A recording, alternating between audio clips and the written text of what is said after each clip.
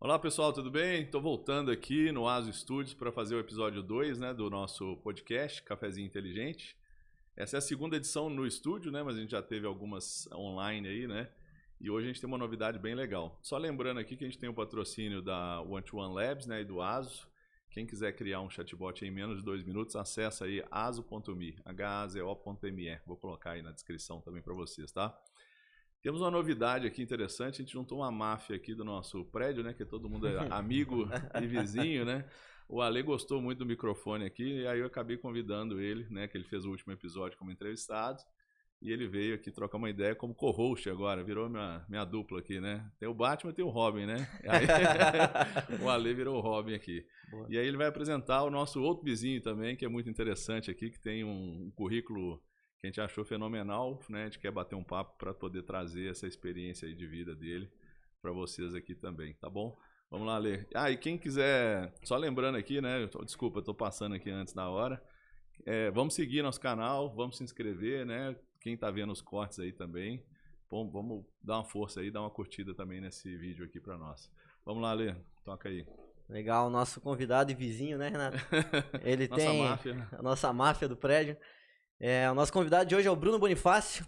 Ele tem 29 anos, nascido em São Paulo, capital, piloto automotivo já há mais de 20 anos, piloto da Porsche Cup já há 2 anos, é driver coach, apresentador do Motor Grid Podcast e executivo no setor automotivo. Vocês já viram que ele não pilota qualquer coisa, não, né? Não pilota qualquer coisa, não. Não é piloto de Fusca, né? É piloto não é de piloto Porsche, de né, cara? É outro nível, piloto né? de Porsche. E hoje... É quase um Fusca, né? É quase um Fusca? Tá ali. O criador é o mesmo, né? É o criador mesmo? E hoje o Bruno tá aqui pra falar sobre a sua vida pessoal e relacionamentos amorosos. Com você, Bruno. Vai dar dicas de relacionamento. Me enganaram no podcast, meu. Não era o combinado, né, cara? Era uma armadilha. Mas conta um pouquinho de você aí, Bruno, pra gente. Um pouquinho dessa parte aí do automotivo. Quando é que você começou a correr? Foi muito cedo? Como é que foi isso aí? Cara, primeiramente, boa noite a todo mundo que tá assistindo aí. Boa noite, Renato, Ale. Obrigado pelo convite. A gente já mora no mesmo prédio, né? E o Ale é um grande amigo, então é muito legal ver vocês numa empreitada nova, num projeto novo, ver o Ale também começando mais uma coisa, porque esse aí também faz coisa pra caramba, né? Então é um privilégio poder fazer parte disso aqui. E, cara, piloto há 20 anos eu me senti um pouco velho, né? Acho que nunca tinha parado pra fazer essa conta. Você começou com 2, né, cara? Pô, aí seria bom, né? Se eu tivesse 22. Caraca, nunca tinha parado pra fazer essa conta. Eu comecei no kart, como todos os pilotos hoje em dia, né? A grande maioria. Antigamente, muitos anos atrás, você não tinha necessariamente todos os pilotos profissionais que chegam a correr de carro e de fórmula começando no kart. Hoje em dia é uma raridade, para não dizer inexistente, assim, você vê algum piloto que se tornou profissional em alguma categoria referência que não tenha tido uma experiência de kart, né? Então comecei no kart com 9 anos de idade, foi minha primeira corrida, e aí continuei no kart durante alguns anos, até os meus 14 ou 15 anos de idade, disputando Campeonato Paulista, Campeonato Brasileiro, Sul Brasileiro, Copa Brasil, os principais campeonatos aí. E foi um grande aprendizado, porque meus pais sempre deixaram claro para mim que, apesar de ser muito importante que eu me divertisse, era um esporte muito caro para que fosse apenas uma diversão. Então eu tinha que me dedicar como se fosse um trabalho. E aí, desde molequinho mesmo, eu levei isso muito a sério, essa fala aí, essa comparação, e levei como meu trabalho. Então eu tinha um acordo que eu tinha que ir bem na escola. Aí eu ia bem, depois eu só passava mesmo, natural, né? Começa a focar em alguma outra coisa, as outras começam a ficar não tão interessantes, né? Mas tinha que passar na escola. Mas, tirando isso, era a minha prioridade número 1. Então, desde criancinha, se eu tinha um aniversário de algum amigo meu, naquelas festinhas de buffet, eu já não ia no aniversário para dormir cedo para corrida. Então, foi levado a sério dessa forma. O esporte, desde pequeno, me ensinou muito sobre disciplina, sobre dedicação, sobre organização, sobre correr atrás das coisas, competição, sobre frustração, porque é um esporte que só tem um vencedor. Então, a maior parte dos competidores são perdedores na maioria das vezes, né? E você lidar com essas derrotas e essas frustrações desde muito cedo é uma grande bagagem de aprendizado. E aí disputei as principais categorias, aí, os principais campeonatos no kart e fiz a minha mudança para o carro. Então comecei a fazer alguns treinos e depois disputar algumas corridas de Fórmula 3. Na época tinha ainda a Fórmula 3 sul-americana, que era majoritariamente a Fórmula 3 brasileira. E a gente utilizou essa categoria para se preparar, né, fazer a preparação para ir para a Europa, porque hoje em dia a visão é um pouco diferente, mas na época não tinha como você falar em se tornar um piloto profissional de automobilismo, que sempre foi o meu objetivo, se você não fosse fazer alguma categoria fora do país. E o cenário principal, o celeiro principal dos pilotos aí das equipes é a Europa. Então fui com 16 anos morar na Europa para competir e aí nesse momento inclusive parei de estudar, então era meu foco número 1 de verdade. Agora fazia ali de segunda a segunda, minha rotina e meu dia inteiro era tudo fazendo coisas voltadas para o automobilismo. E aí disputei algumas categorias de Fórmula na Europa, depois algumas categorias de protótipo e turismo. Foram 6 anos ali no total, disputando campeonatos europeus, alguns campeonatos regionais, campeonato italiano, campeonato na Nova Zelândia também.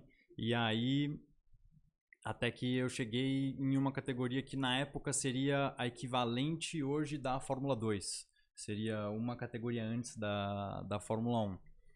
E você vai, assim, tem muita coisa para conversar nesse sentido do automobilismo, mas quanto mais para cima você vai indo, né, mais próximo da Fórmula 1 e das categorias você vai chegando, é claro que você tem que ter o talento, tem que ter a performance, mas começa a depender cada vez mais de você estar no lugar certo, na hora certa, com as pessoas certas, para que de fato você consiga dar esse passo para virar um piloto profissional de Fórmula 1 ou de Fórmula Indy, que seja, ou 24 horas de Le Mans. E aí eu fiz na época uma análise muito fria assim de qual que era a minha situação, se eu estava de fato no lugar certo, com as pessoas certas, na hora certa, para fazer aquilo que eu queria, correndo os riscos que eu queria. Risco, digo, não os riscos do esporte, mas risco de fazer alguma coisa e não dar certo, ou ficar lá muito tempo tentando me tornar um piloto dessas categorias e acabar, entre aspas, gastando tempo. E eu vi que eu não estava nesse lugar certo, pessoas certas, na hora certa, para fazer as coisas que eu queria.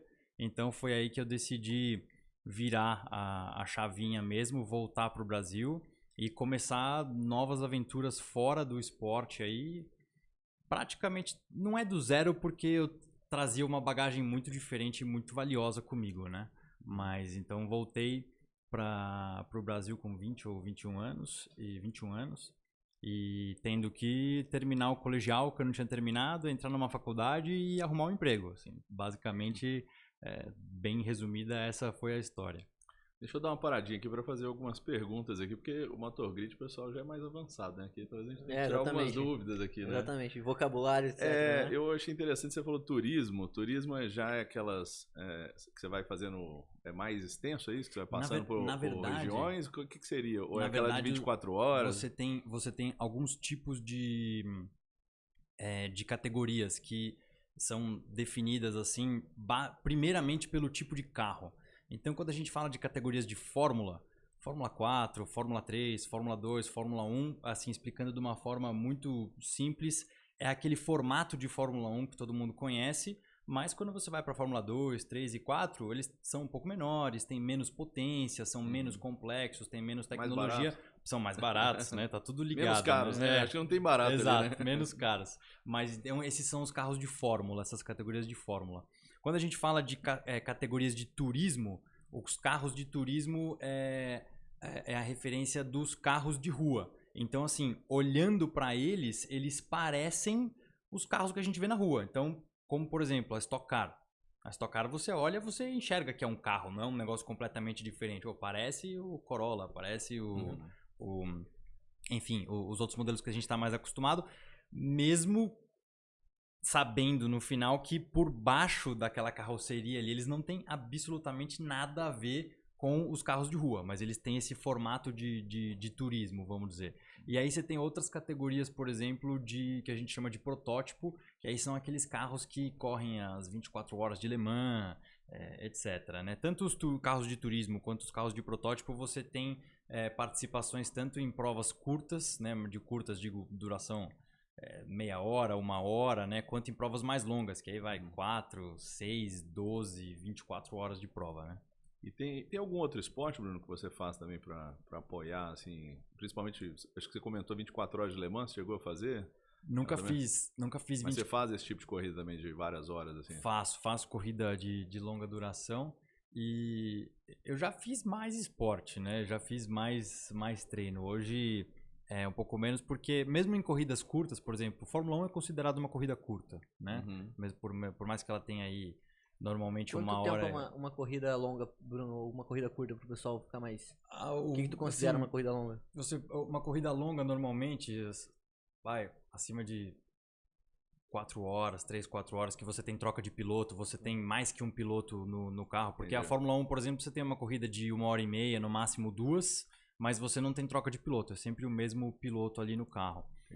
Quando você tem corridas mais longas, por exemplo, no Endurance da Porsche Cup, que a gente tem algumas corridas de 3, 4, 5 horas, você tem mais de um piloto no mesmo carro, mas não ao mesmo tempo. Então, toda vez que entra o carro no box para fazer uma parada, você tem ali, por exemplo, troca de pneu, reabastecimento e também a troca de piloto. Então, quando a gente fala numa corrida de 24 horas, são pelo menos ali 3 pilotos. Eles não ficam ali o piloto 24 horas correndo, porque não seria factível.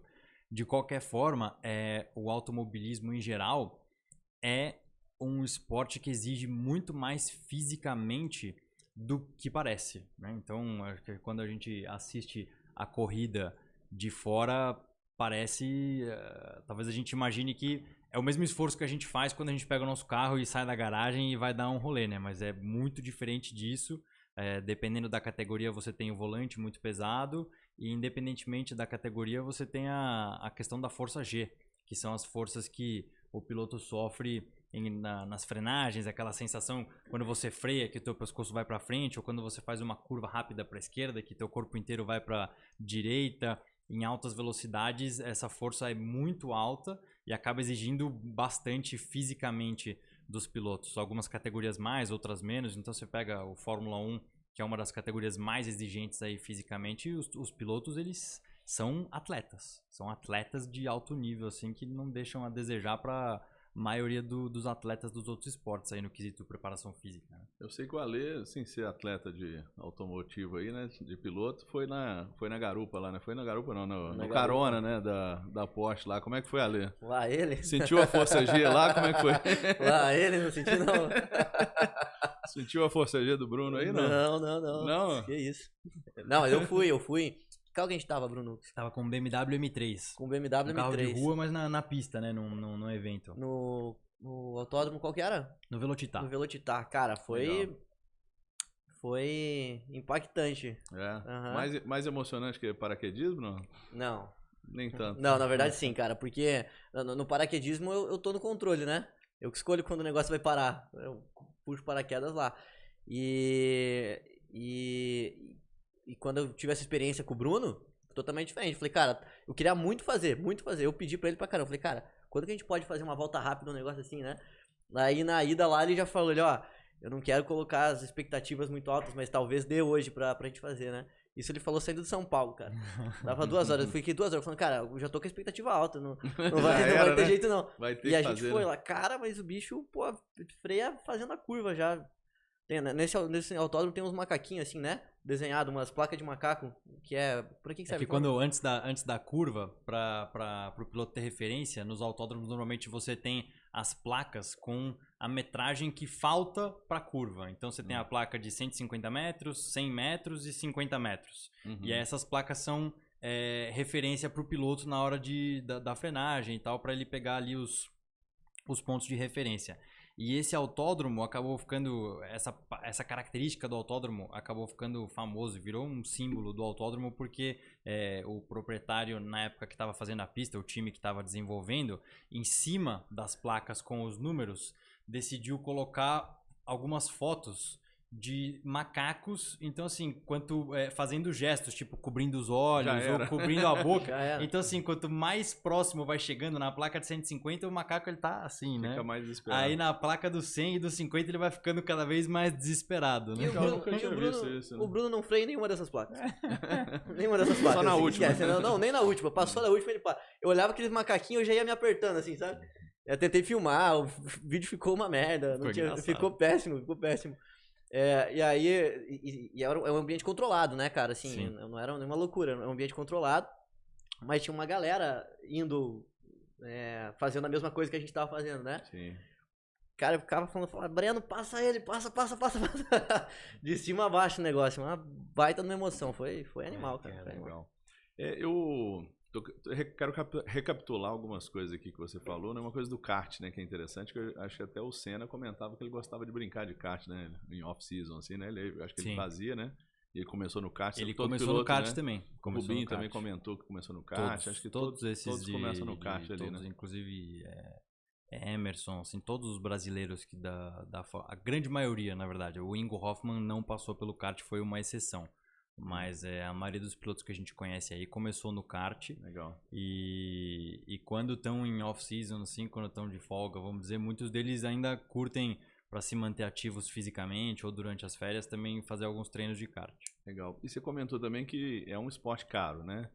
E eu sou mineiro, né? Sou de Belo Horizonte. Belo Horizonte a gente nem pensa em fazer. Eu acho que até em São Paulo tem uma condição um pouco melhor, né? De patrocínio, de algumas coisas para ser feitas, né? Tem os mineiros que vem pra cá. Exato. Mas lá é mais difícil, acabam, né? Assim, tem um kartódromo bacana lá, não é em Belo Horizonte, mas é perto. Não vou lembrar agora quanto tempo. Acho que é no caminho do aeroporto de Confins ali. Acho que sim. Tem já fui lá passear, inclusive já recebeu o Campeonato Brasileiro, já recebeu o Copa Brasil, já recebe campeonatos importantes. Mas acaba que assim, no final, o Campeonato Paulista é o campeonato referência. Então, pilotos do Brasil inteiro acabam vindo disputar o Campeonato Paulista. Então você tem no Campeonato Paulista, sempre teve e hoje em dia continua tendo, basicamente o nível do Campeonato Brasileiro. Entendi. São Paulo, assim, como é uma exceção no Brasil, você tem vários esportes diferentes, né? Eu também, quando eu tinha 16 a 20 e poucos anos, eu tinha que vir para São Paulo para jogar hóquei aqui. Porque a seleção brasileira era aqui, os treinos eram aqui. Então, se quisesse ter alguma chance de entrar na seleção brasileira, tinha que vir aqui, né? E outra coisa interessante, você falou da Fórmula 2, né? Eu lembro do filme do James Hunt lá, que conta a história de James Hunt e o Nick Lauda, né? Que Sim. Eles estão na Fórmula 3 e o cara fala, os custos da Fórmula 2 ou a 1 é a mesma coisa, né? O Barão fala, vamos pra Fórmula 1 direto, né? Acho que foi na emoção ali, depois vai descobrir que não é bem assim, quase no quebra, final, né? Quase quebra. Na verdade ele quebra, né? Chega a quebrar e o James Hunt vai pra outra equipe depois, né? Acho que sim. Ele perde sem patrocínio. Mas eu tenho um amigo meu que ele tá, assim, não tem dinheiro mesmo para poder apoiar o filho, não em carro, mas em moto, né? E o filho dele acho que tá 11 anos, 12 anos ali, já tem um tempinho que ele tá. E tem várias lojas em São Paulo de equipamento, como vende muito equipamento aqui, muita coisa, que estão patrocinando. Ele tá conseguindo segurar ali, né? Então acho que tem chance aí, né? Mas interessante, quem quer começar no automobilismo, acho que é kart mesmo, né? Então, se o menino já tá indo bem no kart ali, às vezes investe, né? A questão a questão do patrocínio é uma coisa sempre muito presente no automobilismo, desde o kart, né? Porque é um esporte caro e tirando talvez alguns poucos pilotos, mesmo a maioria dos pilotos que tem uma condição boa para ir para a Europa e para fazer as categorias de base ali e ir para frente, a maioria sabe que vai chegar algum momento que eles vão precisar de patrocínio, né? Porque o negócio começa a aumentar E então acho que todo piloto acaba tendo mais cedo ou mais tarde essa experiência e essa pressão de ter que ir atrás de um patrocínio, arrumar um patrocínio, entender como isso funciona, né? Quando é que foi essa virada, assim, que você falou? Sair da Europa e vir pro Brasil para trabalhar em outras coisas aí, né, que você comentou. Como é que foi isso? Como é que foi essa decisão, assim? Vou largar a vida de atleta totalmente, vamos dizer, você é atleta profissional hoje Sim. ainda, né? Mas você está conjugando com uma carreira profissional também, hoje não né? é não só minha atleta, atividade né? profissional, minha atividade principal. Por que você né? tomou essa decisão? Como é que foi, assim? Não foi uma decisão da noite pro dia, né? Uma decisão que você vai, pelo menos pra mim foi. Você morava onde na Europa, só para eu entender? Na assim, Itália. Ou ficava rodando? Você ficava na Assim, Itália, mas rodava muito, né? Eu acabei morando, os 6 anos que eu fiquei na Europa, eu acabei morando sempre na Itália por sempre acabar fechando com equipes italianas, mas eu morei em diferentes cidades da Itália, né? Então, assim, no meu último ano, eu estava morando na Toscana, no litoral da Toscana, em Viareggio. E... Só vista feia lá, né? A praia não era tão bonita assim, Não. mas o resto da Toscana é maravilhoso, né? A Itália é um país muito bacana. Quando o Bruno fala isso, que ele foi da Fórmula pro turismo, o turismo era isso, né, Renato? Ele ficava viajando, ficava dando uma volta. Isso que é o turismo. Ah, né? fazia turismo. Fazia entendeu? turismo, entendeu? Se tem uma coisa que eu me arrependo, que hoje eu tenho uma outra mentalidade, eu teria feito mais turismo na Europa. Porque se eu te disser a quantidade de vezes que eu fui pra praia, morando na praia, dá vergonha, cara. Porque eu não tinha mentalidade, não tinha cabeça pra curtir essas coisas. Tava muito focado. Mas assim, acho que um pouco demais. Acho que não. Eu podia me permitir mais e curtir e talvez tivesse feito bem até pro meu foco e até pro esporte. Né? Eu acho que eu tava um pouco exagerado. Eu podia ter curtido coisas diferentes lá, mas faz parte do aprendizado também. Hoje curto muitas coisas por conta do aprendizado que eu tive lá atrás. Mas a decisão de virar a chavinha e mudar de vida, pelo menos pra mim, foi uma coisa que eu comecei a flertar, assim, eu acho que foram pelo menos uns 2 anos, né? Que você começa pelo menos Saudade do Brasil também? Será? Cara, não era tão saudade do Brasil e eu fui descobrir isso depois, né? Porque você começa a flertar com e se? Puta, e se eu não for piloto, né? O que tem pra mim? Mas uma coisa que eu dei sorte foi que a minha família sempre deixou muito claro pra mim desde o início. Pra eles já era muito claro que essa visão de que o que eu tava aprendendo ali seria útil pra minha vida, mesmo que por opção ou por acaso eu acabasse não me tornando um piloto profissional e não vivendo do automobilismo. Então, isso estava sempre ali atrás do meu pensamento e foi a porta que me deixou muito confortável para flertar com essa ideia sem achar que eu não sabia fazer mais nada e não tinha aprendido a fazer mais nada. Pelo contrário, eu via desde muito cedo o valor dessa experiência que eu estava ganhando no automobilismo. E aí tem, assim, acho que o que principalmente me fez começar a pensar em virar a chave foi um pouco essa falta de meritocracia, vamos dizer. Eu gostaria de estar envolvido em alguma atividade que fosse mais meritocrática, que dependesse mais de mim. É claro que eu acho que qualquer coisa que você faz na vida, você tem que ter sorte para ter sucesso. Mas a quantidade de sorte, talvez, que você tem que ter em lugares diferentes, é diferente. Então, você acaba vendo algumas coisas durante a sua carreira, pilotos que, por estarem numa situação um pouco mais favorável ou serem de tal nacionalidade e interesses políticos ou interesses, enfim, de negócio, não que isso seja errado, eu sempre soube que isso rolava e isso é importante para o business automobilismo também, né? Então, não estou criticando isso. Mas tem muito. E eu me vi que eu não estava naquela situação. E você começa a ver, às vezes, atletas que não tiveram a mesma performance que você, não estão ali se esforçando tanto quanto você, tendo oportunidades que você não está tendo. Isso começou a me encher o saco. Você começa a ficar de saco cheio mesmo. É essa a palavra, cara. Assim, você começa a ficar de saco cheio, começa a ficar desmotivado. E eu comecei a ficar com a pira de perder tempo. Eu não quero perder tempo. Porque eu justamente tinha confiança no meu potencial de fazer outras coisas bem feito. Principalmente com a experiência que eu tinha adquirido competindo em alto nível durante tanto tempo, né? E conhecendo as coisas que eu conheci. Então, foi isso que começou a me fazer virar a chavinha. Essa questão deu, poxa, não estou tendo as oportunidades que eu gostaria, não estou no caminho assim favorável para fazer as categorias e as coisas que eu gostaria de fazer e quero depender mais do meu mérito, quero depender mais do meu esforço e conseguir criar mais oportunidades nesse sentido. Então, foi isso que fez começar a virar a chavinha. E aí chegou um ponto que para eu ficar confortável, eu comecei a colocar metas. Falei, beleza. Então, eu vou colocar metas e enquanto eu estiver atingindo essas metas, eu continuo. A partir do momento em que eu não atingir uma dessas metas, já está decidido aqui comigo mesmo que eu paro de correr. E aí foi rolando assim até que chegou o momento que eu não bati, né? Não alcancei uma dessas metas que eu tinha pré-estabelecido.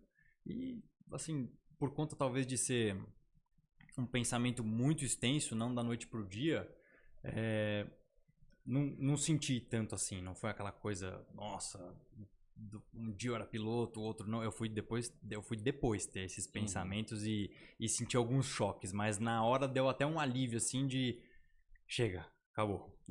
Vou fazer alguma outra coisa, porque eu acho que o que dá muita aflição é ficar no limbo, né? É ficar aquela coisa vai, não vai, engato num contrato legal, não engato. Então, quando aconteceu essa questão de não atingir uma das metas e eu já tinha combinado comigo mesmo que eu ia parar e fazer alguma outra coisa, na hora foi até um alívio, tipo, bom, beleza, eu acabei essa vida e vou pra próxima, mas acabei com uma sensação muito de eu fiz tudo que estava no meu poder e na minha capacidade. As coisas que estavam fora do meu poder e da minha capacidade acabaram não rolando e beleza, vamos embora. É interessante, você descreveu aqui, eu fiquei me sentindo quando eu era mais novo, exatamente quando eu jogava hockey, né? Hockey inline. É igual o hockey no gelo, só que com patins inline, né? E na época eu perdi um draft, assim, que eu tenho 1,84 e eu tinha mais de 100 quilos na época, né? Tava bem grande e era zagueiro. E hockey é um esporte de contato, é porrada, né? E eu perdi um draft por Coitado dos atacantes, um filho uma seleção para um filho de um patrocinador que tinha 1,60 m e 70 quilos. Então, assim, inacreditável. Quanto que você mede de altura? 1,84. Na época eu tava com mais de 100 quilos e na verdade o zagueiro no hockey, ele não vai tentar pegar a puck ali, o disco, né? Ele tenta pegar o cara. O goleiro tenta pegar a puck lá atrás, porque a puck ela pode ir a 180, 200 km por hora. Pra galera, você não vai ficar o que é puck? Puck a é puck aquela... é o disco do hockey, né? Em vez de ter a bolinha, é um disco. E aí me desanimou também. E aí o que eu pensei na época, eu falei, vou fazer um esporte que depende de mim, que eu já fazia, na verdade. Falei, vou seguir ele agora, que é Muay Thai. Aí eu fui começar a fazer luta semi-profissional de Muay Thai. Eu cheguei a ser profissional na época. Porque pelo menos, assim, depende de equipe, depende de core, depende de alguma coisa, mas é mais você, não é time ali, não tem essas coisas, né? Mas também de uma intensidade menor, já conjugando mesmo com carreira, com trabalho, né? Mas semi-profissional, nada a ver com você nesse sentido. São similares. Um highlight interessante dessa parte da história do Bruno é que quando tu me contou a primeira vez sobre essas coisas, dá pra ver uma maturidade muito grande nas suas decisões, certo? Então, por exemplo, quando tu falou agora há pouco, pra galera entender do timeline, né? Quando tu falou, que tu tomou essa decisão e tudo mais, que se você não batesse uma meta e que você não queria perder tempo. Quantos anos você tinha? 20. Ah, verdade, eu ia perguntar isso, né? Você foi com 16 pra Europa, né? E voltou com 20. 21, voltei com 21. Mas quando eu tive esses pensamentos, tomei essas decisões, eu tinha 19 para 20. Então, e não é normal, né? Assim, é uma maturidade bem fora da curva. Tu acha que isso se dá pelo quê, Bruno? Porque assim, o kart tu começou com 9 anos, né? E deu pra ver que nunca foi uma brincadeira pra você. Tu não era um menino que tava dentro de um carrinho pra se divertir e loucura e tudo mais. Tu sempre levou como um trabalho desde muito cedo, né? Aonde que veio essa maturidade, assim, esse jeito de pensar, esse modelo mental? De onde que veio, tu acredita? Eu acho que tem dois fatores principais aí nessa amadurecimento acelerado, vamos dizer, né? O primeiro deles é, na minha visão, o esporte e a competição de alto nível. Eu acredito que qualquer competição e qualquer esporte de alto nível que você engaja quando criança, ele acaba acelerando um pouco a questão de maturidade, porque para você ser bem sucedido num esporte de alto nível, seja ele qualquer... Vamos falar atividade de alto nível, tá? Até outras coisas que não sejam consideradas esporte aí, mas que são desafios, né? Qualquer atividade de alto nível, se você se propor a fazer essa atividade bem feita e ter esse compromisso, esse objetivo de ser um dos melhores, né? De melhorar constantemente, não tem como você não aplicar disciplina, não aplicar uma estratégia, não aplicar um compromisso, um comprometimento. Então, acho que todas essas coisas acabam acelerando a maturidade.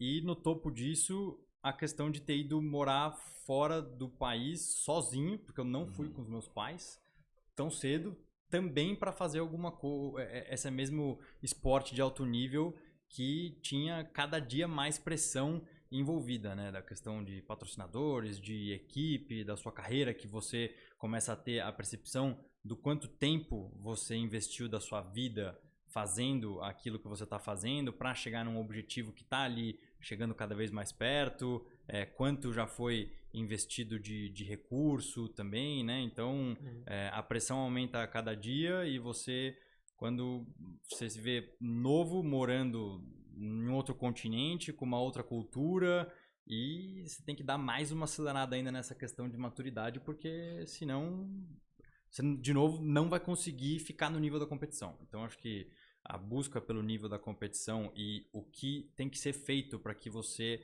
consiga chegar nesse nível são as coisas que acabam acelerando essa parte do amadurecimento. Eu acho que o esporte, além dos benefícios físicos, claro, né, ele tem essa questão da... eu pego muito assim em relação ao Muay Thai, né? Você pode perder para um cara melhor que você, mas perder para um cara pior é o que dói no coração mesmo. Porque quer dizer que você não treinou, né? Não adianta você voltar atrás e tentar culpar alguém. Foi você que não treinou, não fez a dieta direito, não estava tecnicamente apto. E acho muito a estratégia depois vida, que você tem que traçar, beleza, você perdeu para um cara melhor do que você. Acho que o pensamento é aonde ele foi melhor do que eu e o que eu tenho que fazer para que eu me torne do nível dele e depois melhor do que ele. Então, todos esses exercícios acho que são muito enriquecedores para a mente e para o ser humano em geral, muito além da questão dos benefícios físicos, né? Eu já gerei equipe de vendas e você vê assim, aquele cara que é o vendedor que fala assim, eu não consegui vender por isso, isso e isso, porque eu não consegui fazer isso e eu vou melhorar e eu vou resolver para o mês que vem, né? Aquele cara que tem o pensamento que Nietzsche fala que é o aristocrata, né? E tem aquele pensamento plebeu que assim, eu não vendi porque o cadastro não fez isso, porque não sei o quê, porque não agendaram a visita, porque o sistema deu problema, porque a proposta não chegou. É aquela pessoa que encara ele o problema culpa de frente, tudo menos né? ele, né? Então assim, eu acho que quando a gente tem essa mentalidade de esporte, não, sou eu vou resolver.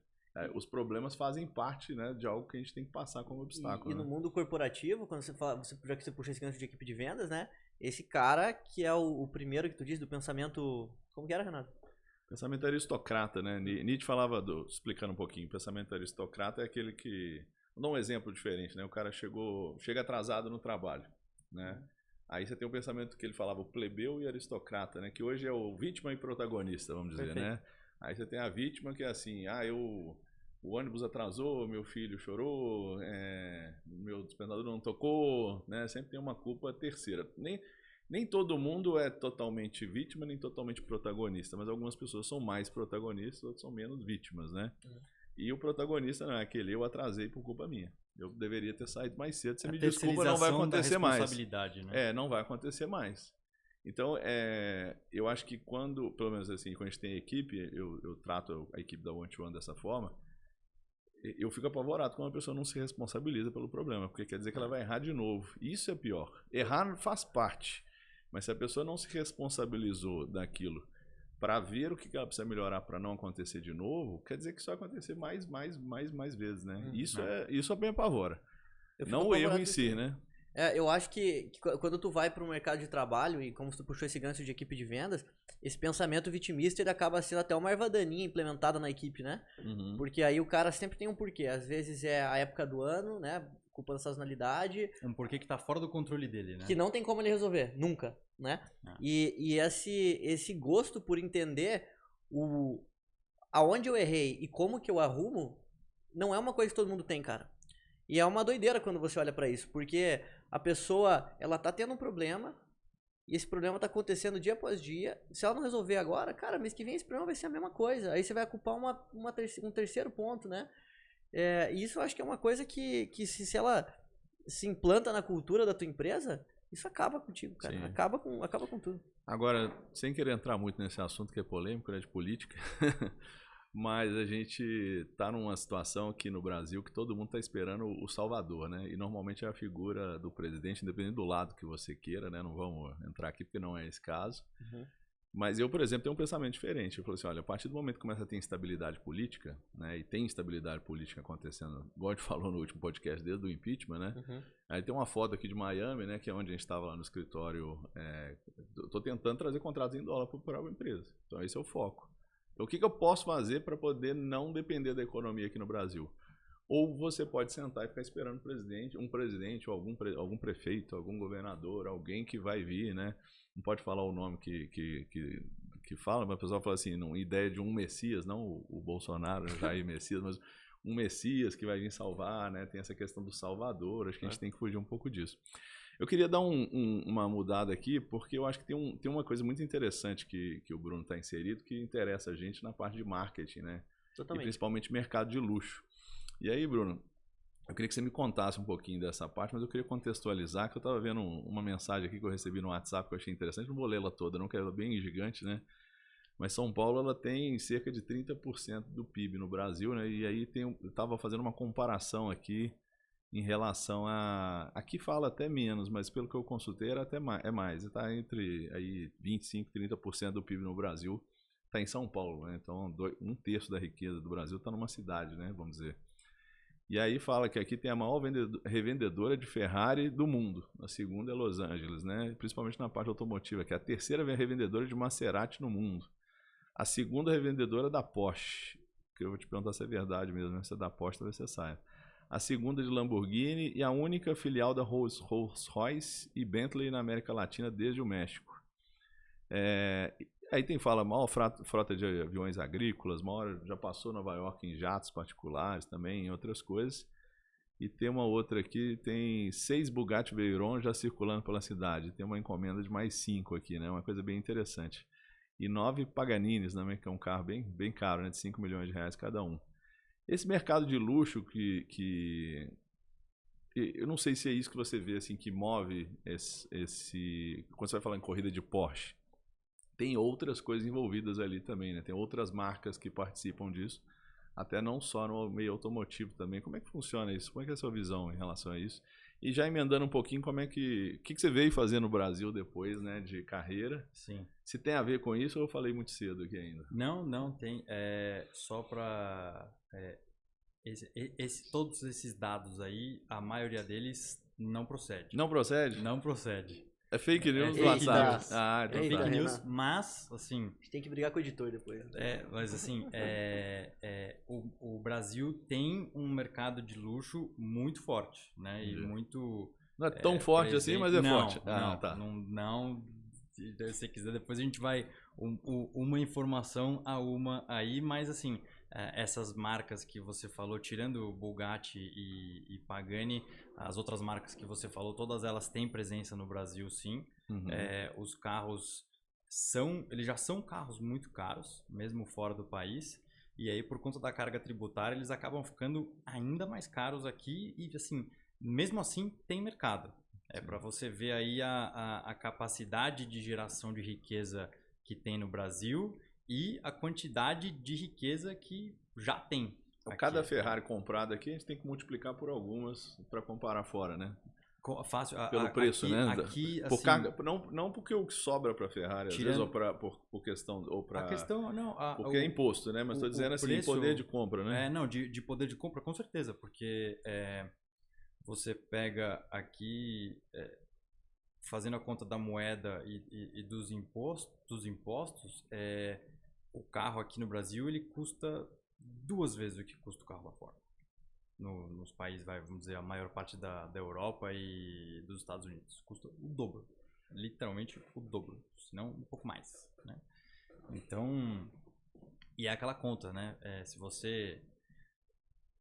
Também não vou entrar em aspectos econômicos muito complexos, até porque não tenho expertise para isso, mas se você deixa o país dar uma respirada, diminuindo um pouco essa carga tributária, você até aumenta a arrecadação do governo, né? Porque as coisas ficam mais baratas, os serviços ficam mais baratos também, você acaba girando a máquina mais, então você teria, assim, facilmente uma quantidade maior desses bens, não só de luxo, né? Mas estamos falando dos bens de luxo aqui sendo vendidos e aumentando a arrecadação do governo também, né? Então, enfim, são alguns assuntos bem complexos para... Você citou um pouquinho discutir, a curva de Laffer, né? Estou até consultando aqui para ver se eu falo o nome certo, que passa de 55% de imposto, já começa a cair a arrecadação, né? As pessoas começam a negar mais, deixar de comprar, né? Começa a evitar... Então,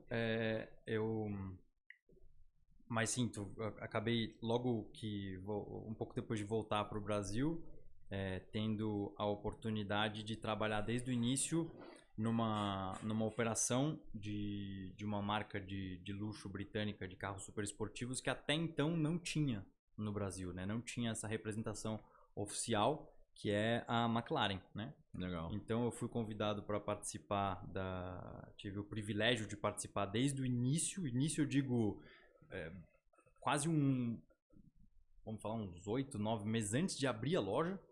Então, participar mesmo dos processos de homologação dos veículos, traduzir a questão dos projetos de arquitetura da loja da Inglaterra para cá, e a obra da loja, e vendas, pós-vendas, marketing. Pude ficar em contato com todas essas áreas desde o início e ver uma empresa nascer do zero e depois virar. Hoje essa empresa, a operação da McLaren continua no Brasil, já bateu mais de 100 carros vendidos aí desde do início e continua firme e forte. Quanto que é um carro da McLaren, só pra gente ter uma ideia? Hoje o McLaren Artura seria o primeiro modelo aí na questão de preço. Ele fica em torno aí de 2 milhões e 300 mil reais. De entrada, tá? De entrada, tá? De entrada. E um mais top de linha? Chega no Brasil, top de linha, não? Chega. Depende. Aí você tem, nesse setor, você tem algumas coisas que são características desse setor de luxo que, assim, quando a gente fala do mais caro, o céu é o limite. Não existe limite para o produto mais caro, né? Qual é o mais caro que tu já viu? O mais caro que eu já vi... Que tu já trouxe? Na época da McLaren, vamos falar, teve carro na época da McLaren, o carro que a gente trouxe era o carro mais caro do Brasil, que foi vendido na época por foi antes da pandemia, então a gente tinha um outro dólar, né, uma outra libra esterlina, foi vendido por quase 24 milhões de reais. Que loucura, né? E assim, a questão eu falo que o céu é o limite porque os níveis de personalização são infinitos, né? Então, desde uma cor especial que ainda não exista, não está ali no catálogo da montadora, vamos dizer, até assim, tem muitas fábricas que fazem, e a McLaren é uma delas.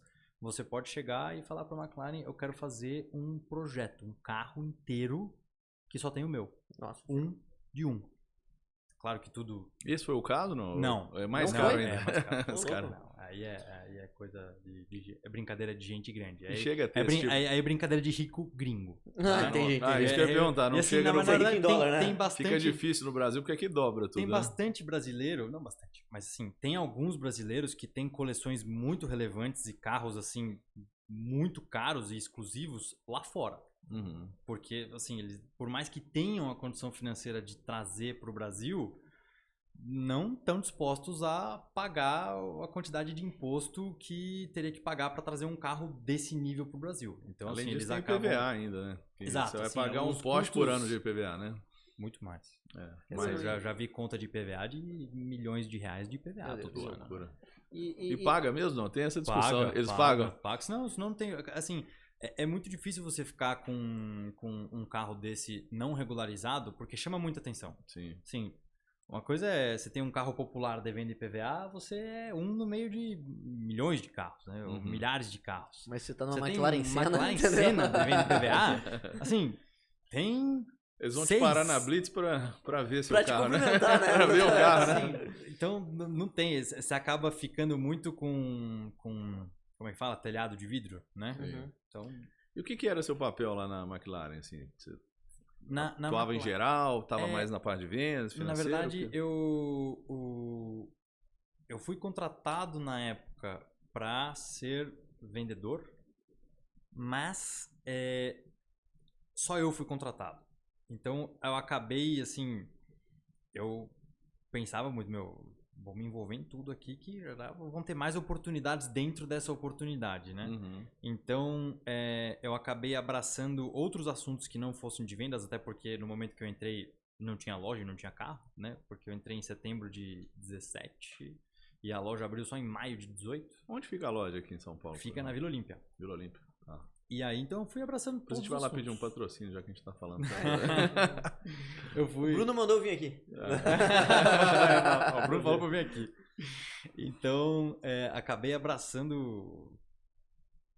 Todos os setores acabavam caindo em mim, porque eu era o único cara da McLaren. Então, e mesmo que não fosse meu trabalho, não tivesse sendo pago pra isso, eu não tava nem aí, cara. Eu falava, não, deixa, daí que eu resolvo. Você cuida disso, cuida, vem cá. Quantos anos você tinha nessa época? 21. 21.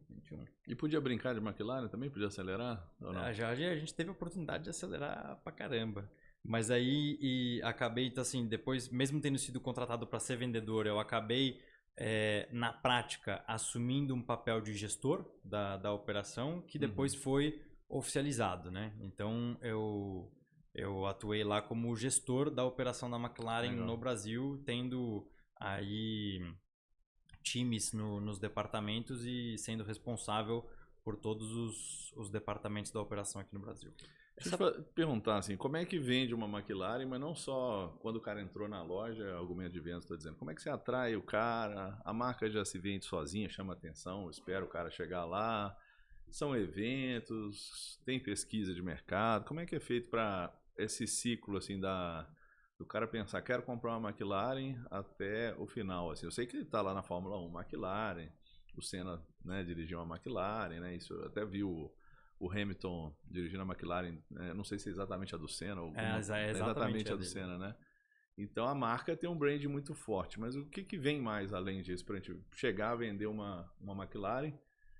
E também um pouquinho do pós-venda, queria que você contasse também como é que funciona. Ao contrário do que muita gente imagina, é muito suada cada venda de um carro desse.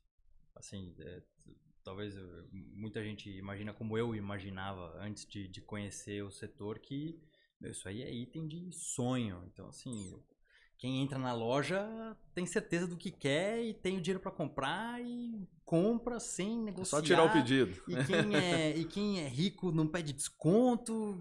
Nossa, cara, tudo diferente, tudo diferente, tudo diferente. Cada venda é muito suada. A grande maioria dos clientes que tem potencial de ter um carro desse tem esse potencial por serem pessoas muito bem sucedidas, então são assim excelentes negociadores e já vi de tudo em negociação, já vi assim, chorar desconto de 5 mil reais, 10 mil reais em carro de 3 milhões. Caramba. Fácil, porque é uma questão até assim, o que a gente via bastante na maioria deles é, primeiro, o prazer em negociar. Ele está se divertindo negociando, ele gosta. O cliente ali gosta, tem prazer em negociar. E 2, não deixa dinheiro na mesa de jeito nenhum. De jeito nenhum. Então, se ele percebe uma oportunidade de gastar um pouco menos, ou se ele percebe uma oportunidade de agregar valor no que ele está fazendo, enfim, ele não quer de forma alguma deixar dinheiro na mesa. E você está falando de um hobby dele, você está falando de um prazer dele. Então, você acaba pensando, poxa, talvez então você comece a entender um dos motivos pelo qual essa pessoa, esse cliente é bem sucedido. Porque em todos os lugares ele não tá... não tá esbanjando ele ali, não né? tá esbanjando, não tá rasgando, né? Então, você começa a ver que as coisas na prática são diferentes muitas vezes do que como a gente imagina elas, né? E essa questão dos novos clientes e de como arrumar esses clientes, eu acredito que seja um grande desafio para as marcas de luxo em geral. Porque quando a gente fala, acho que principalmente no Brasil, acredito que a característica seja similar em outros países também, mas no Brasil talvez um pouco mais exacerbada, porque você tem um pequeno número de pessoas para comprar aqueles produtos e um número muito grande de pessoas no país, a população. Uhum. Então, tem certas coisas que a gente viu que não só não eram eficientes, como acabavam não sendo eficazes. Por exemplo, você fazer, entrar na plataforma de uma rede social, de uma mídia e fazer a questão de mídia paga de um certo post nosso, ou de um certo carro, ou de um certo lançamento. Cara, não alcança. Não, é encontrar uma agulha num palheiro. A gente tinha ali uma pesquisa que o grupo fez, na época, em média, a gente tinha um número aproximado de 500 pessoas no Brasil que estariam dispostas a gastar mais do que 1 milhão em um carro. Uhum. E por que a gente fala dispostas? Porque não é só a questão de ter o dinheiro. É você ter o dinheiro e querer estar disposto a gastar aquele dinheiro num carro. Uhum. Porque você tem aí, a gente fazia a comparação com diferentes setores de luxo, né? Muitas vezes eles se cruzam e se encontram. Mas aquele cara que às vezes só coleciona relógio, ele acha um absurdo você pagar 2 milhões em um carro. Uhum. Mas ele acha muito tranquilo ele pagar 2 milhões em um relógio. E aquela pessoa que só coleciona carros, às vezes acha um absurdo pagar 2 milhões em um relógio, mas acha muito tranquilo pagar 2 milhões em um carro. Então não é só a questão de ter o poder aquisitivo, é ter a cultura e o entendimento de gastar naquele nicho específico.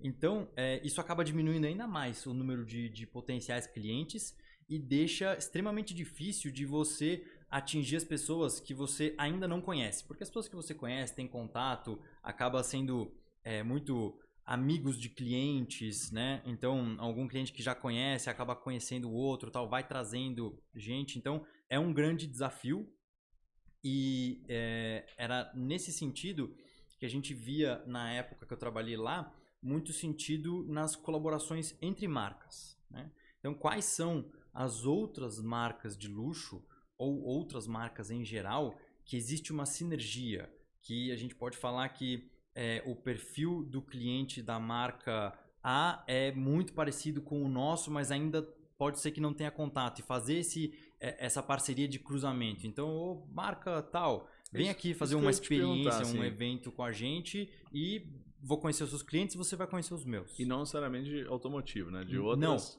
Não, na maioria das vezes... tá competindo, não dá pra fazer uma coisa. Às vezes não tá competindo porque, por exemplo, você pega um carro como uma McLaren, não vou falar ninguém, mas assim... dificilmente você vai ver alguém utilizando um McLaren no dia a dia. Então, esse cliente, ele utiliza algum carro no dia a dia. Quais são esses carros? É um BMW? É um Mercedes? É um Porsche? Então, muitas vezes existe essa sinergia entre marcas que não são necessariamente concorrentes, né? O Elon Musk, ele causava pavor nas pessoas, porque ele usava no dia a dia a McLaren dele, né? O pessoal ficava apavorado porque ele você sempre tem passava quebra-mola, buraco, né? todo sempre dia. Tem um ou outro deixava chover em cima, né? Ele ficou famoso por isso, ele né? não tinha uma McLaren qualquer, tinha uma McLaren F1, né? Pelo mau cuidado, né? Ele foi famoso pelo mau cuidado, pela mas falta de zelo, então. Mas esse carro foi leiloado nos últimos leilões aí por mais de 20 milhões de dólares. Agora ele fez muito dinheiro com isso, né? Porque ele pegou toda a expertise de ter usado a McLaren em carro de luxo para jogar para a Tesla. Ele diz isso, né? Sim, porque é um carro que melhor, até hoje é muito para frente do tempo. E na época, assim, nem se fala, um carro da final da década de 80 e início da década de 90 o projeto dele. Né? Cara, e num mercado como esse, assim, hoje na Gria a gente sente o nosso cliente sempre falando de achar o vendedor ideal, sabe? qual que é o vendedor ideal para esse nicho, qual que é o vendedor ideal para aquele nicho. E a gente fala de perfil comportamental, a gente vai lá e acha e tudo mais, né? Mas nesse ramo que você trabalhava, é uma coisa até... Você tem que fazer um esforço para pensar. Eu comecei a pensar aqui, se eu entrasse hoje nisso, né? Aonde que eu encontraria, onde que eu faria a minha lista de leads para começar como vendedor, né? Qual que é a abordagem correta? Porque a maioria dos materiais que você vai encontrar no mercado não são voltados para materiais voltados para educação, né? De você entender e se aprimorar como vendedor, não é voltado para esse mercado de luxo. Como que você encontrava seus vendedores assim? Onde é que você ia caçar? Tentava trazer de outra empresa fazendo algo muito similar? Ou você acha que era uma habilidade treinável? Você pegava uma pessoa que vendia muito bem alguma coisa e tentava treinar ela pro mercado de luxo? Como que você fazia? Conta um pouquinho pra mim. Essa é uma ótima pergunta, porque era um dos meus principais desafios. E tem algumas coisas que estavam nos meus planos, né, nas minhas tentativas, que eram meus desafios ali do momento, e que por ter saído da McLaren acabei não concluindo. Mas são coisas que, assim... são desafios constantes, eu imagino, de negócios de luxo, em geral. Então, tinham algumas estratégias. É extremamente difícil você encontrar vendedor para o setor de alto luxo. Muito difícil, por alguns motivos. Uma dessas questões é justamente o mailing. Você não tem se você pega um vendedor, né, ou uma vendedora que não tem um mailing, não existe um lugar para você entrar em contato com esses clientes. Não existe. Tem que ter um network prévio, né? Quando você fala assim, marcas de luxo, você pega BMW, Audi, Mercedes, até tem. Você tem ali pessoas sendo impactadas em rede social, entrando em contato através das redes sociais. É um volume um pouco maior que tem essa questão de você conhecer novas pessoas através de uma plataforma de aquisição de leads, às vezes da própria montadora ou da concessionária. Quando você fala em, assim, vender 25, 30 carros novos por ano, não tem. Como é que você entra em contato com a nata da nata da nata do PIB do Brasil? É bem complicado. Essa pessoa não fala com você. É um lead extremamente qualificado também. Se você mandar para o setor ali da secretária dessa pessoa, não vai passar, porque imagina a quantidade de coisas que essa pessoa deve receber e muita gente querendo entrar em contato, a pessoa às vezes querendo ser muito discreta ou não tendo tempo para esse tipo de coisa. Então, o que acontece o vendedor que teve mais sucesso e trabalha na McLaren até hoje, que teve mais sucesso na época que eu trabalhei lá, continua sendo o principal vendedor, o Anderson. Hoje eu sou um grande amigo meu. Eu conheci ele lá no evento do Motor Grid, né? Exatamente. Camisa 9. Camisa 9, ele era camisa 9. Mas ele é um cara que veio da Ferrari, trabalhava na McLaren, mas muito interessante, antes de ele trabalhar na Ferrari, e é uma estratégia que eu tentei utilizar, mas acho que não deu tempo suficiente para que eu conseguisse ter sucesso nessa estratégia, que é pegar um vendedor de outros setores de luxo. Então, por exemplo, o Anderson, antes de trabalhar na Ferrari, ele trabalhou no setor de moda, de luxo. Então, trabalhou na Armani Exchange, trabalhou na Hugo Boss, se eu não me engano, entendeu? Assim, mas as lojas de alto luxo dessas marcas. E aí acabou, ele atendia, se eu não me engano, um dos sócios ali da loja da Ferrari, comprava roupa com ele, e aí acabou conseguindo essa oportunidade e esse desafio de mudar para o setor automotivo, para o setor de luxo automotivo. Então, eu acho que essa poderia ser uma estratégia. Uma outra estratégia que eu utilizaria, um pouco mais longa e complicada, mas assim, eu vejo que talvez fosse uma boa estratégia, porque tem a questão de confiança. O vendedor acaba... O perfil desse vendedor, ele não pode... Ao mesmo tempo que ele está vendendo todo momento, ele não pode estar vendendo todo momento. Porque essas marcas de luxo acabam fidelizando muito por conta da experiência. E os clientes acabam virando amigos. Porque é um sonho, não importa quanto dinheiro o cliente tenha, é um sonho ter um artigo de luxo específico ou um carro da McLaren, por exemplo. Então, as lojas, né, as empresas acabam criando ambientes para que... E o cliente gosta muito disso, vira diversão da pessoa. Sábado de manhã, você tem que criar oportunidades para o cliente usar o produto dele. Então, poxa, eu comprei a McLaren. A maioria dos clientes, assim, acreditem se quiser, o primeiro drama é, e agora? Onde é que eu uso isso? Porque assim, é um carro super esportivo, no meio da cidade. Não são todos meus amigos que têm. O que eu faço? Né? Assim, e agora? Fica perdido e as pessoas às vezes se sentem acuadas e constrangidas a usar o carro, porque é um negócio assim, cara, é uma nave espacial. Então, pra onde eu vou com isso? Como é que usa? Como é que não usa? O que é o certo? Tô entrando nesse mundo, não sei nem falar as palavras direito. Tem então, gente que até acelera demais, bate no poste, né? Porque acontece, erra, né? né? Que aquilo ali é perigoso. Pode acontecer. Uma arma, né? Pô? Então, as marcas acabam criando essas situações para você usar o carro. Então, assim, a gente fazia todo final de semana, sábado, tinha café da manhã na concessionária. E os clientes, sem marcar nada, sem combinar, apareciam lá porque eles sabiam que, primeiro, iam ver os vendedores e a equipe que acabam se tornando amigos. Então, para ser um ambiente descontraído, um ambiente gostoso, que depois outros clientes vão lá e os clientes encontram e acabam sendo pessoas de interesses similares, para ser um ambiente gostoso, esse vendedor, essa equipe, né, em geral, que tem contato com o cliente, ela não pode só falar de venda ou só falar de carro, porque quando você tem essas pessoas ali bem-sucedidas, acaba muitas vezes entrando num nível de conversa, num nível alto de conversa, sobre qualquer assunto. Então tem que saber conversar sobre tudo. Você não precisa saber de tudo. É muito diferente você saber de tudo e você saber conversar sobre tudo. Uma pessoa curiosa e interessada sabe conversar sobre tudo, né? Então, esse é uma coisa que a gente via muito importante no perfil. E aí, voltando para uma estratégia que eu teria hoje, não tive, talvez fosse demorada, mas valesse a pena você formar alguém, é através do pós-vendas. Então, você tem ali uma pessoa que vai ter que, um profissional que vai ter que entender da parte técnica, que é importante na parte de venda do produto, vai ter que ter o contato com o cliente, inevitavelmente, muitas vezes num momento muito difícil, né? E talvez depois de alguns anos no pós-vendas, esse profissional, dependendo do perfil, possa ser transferido aí para a área comercial e através de uma indicação ou de outra, já estando no meio, faz tempo conhecendo mais gente, se sentindo mais à vontade, angariando clientes novos aí e indo para a parte de vendas. É um mercado que você consegue ter um pré-vendas? É uma boa prática desse mercado ou tu não vê dessa forma? Assim, pro mercado, acho que depende, né? Quando a gente fala de luxo, eu acho que eu entendi, ainda é na muito verdade. amplo. Não, eu entendi. Porque eu entendi porque, na verdade, assim, 500 pessoas de mercado total atingível, você não pode queimar, cara. Se você queimar 50 pessoas ali, Então, assim, você não pode arriscar, né? A questão do luxo, assim...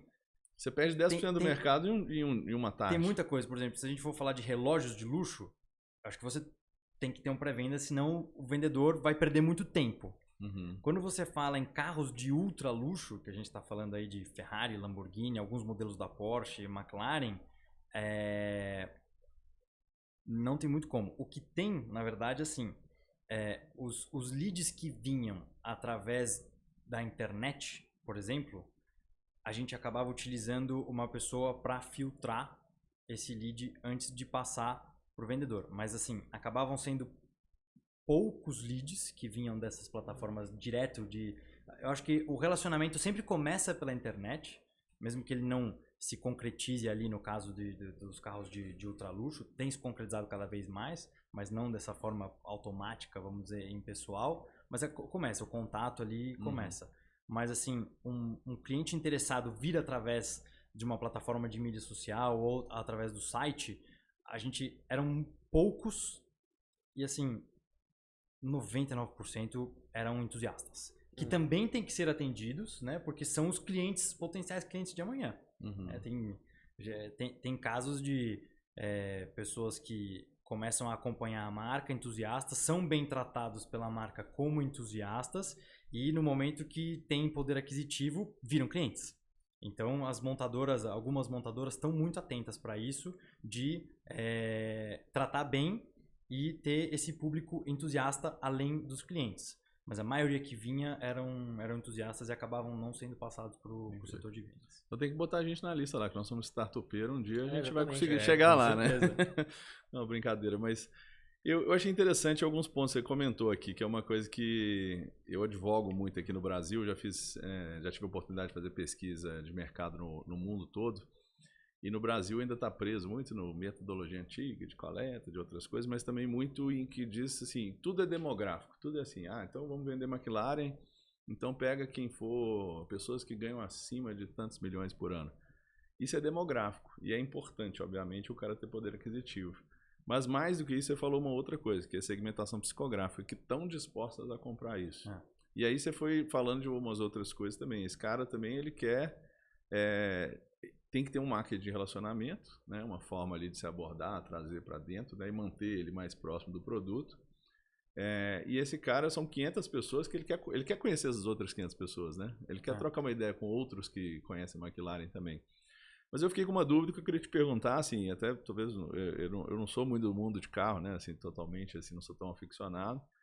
Mas quem que é esse cara que compra a McLaren, assim? Ele é uma pessoa que, quando ele vai lá olhar a McLaren, ele está pensando em comprar uma Lamborghini, uma Ferrari, ou ele está indo lá para comprar uma McLaren mesmo? Em geral, tem pessoas que sim, tem o aficionado só foi para comprar uma McLaren mesmo. Cada marca acaba tendo uma resposta diferente para essa sua pergunta, né?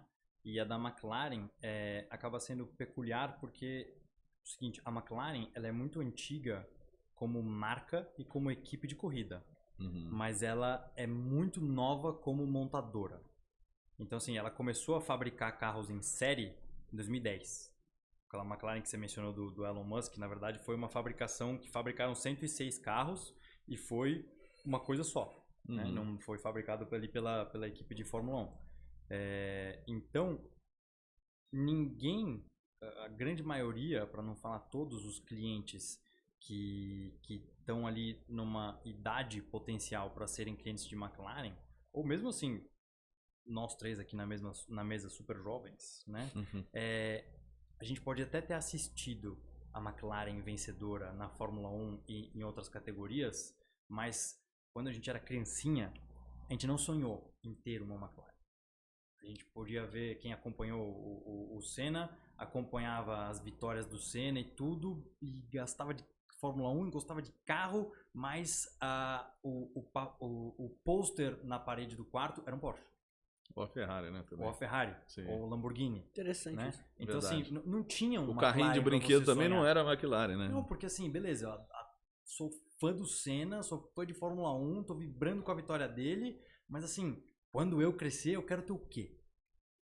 Era engraçado que até quando eu era muito criança, mesmo na minha ignorância, o carro da Marlboro, né? Que tava escrito lá Marlboro. Exatamente, o carro da Marlboro. O carro da Marlboro, aquele que dirigia, né? A gente não entendia aquilo, né? Então, assim, acaba, acho que não tendo isso, então muitos desses potenciais clientes, quando acabam se tornando um potencial cliente para um carro desse segmento, o primeiro normalmente é o sonho.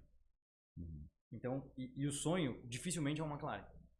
Porque é aquela coisa assim, eu lembro, não lembro o nome do cliente, não lembro quando foi, mas muito, a gente o cliente ali querendo negociar uma McLaren e tal, e aí no final ele me ligou e falou, olha Bruno, eu não vou comprar com vocês dessa vez porque apareceu para mim uma oportunidade, um negócio bom de comprar uma Ferrari. E a Ferrari é o meu sonho de criança. Eu nunca tive uma. Então, assim, eu me senti... no telefone eu virei pro cara e falei, meu, parabéns. Assim, eu não tive nem como continuar um argumento de venda, porque assim, o que você vai falar pro sonho de criança da pessoa? Não tem como. Né? Até o Enzo falava isso, né? O Enzo Ferrari, ele tinha tem um quote dele que ele fala assim, o que você precisa saber sobre a Ferrari? Pede pra uma criança desenhar um carro. Ele vai desenhar esse carro vermelho. É a única coisa que tem que saber sobre a Ferrari. Então assim, falando da McLaren específico, desse perfil do cliente, a maioria dos clientes não era o primeiro super esportivo dele.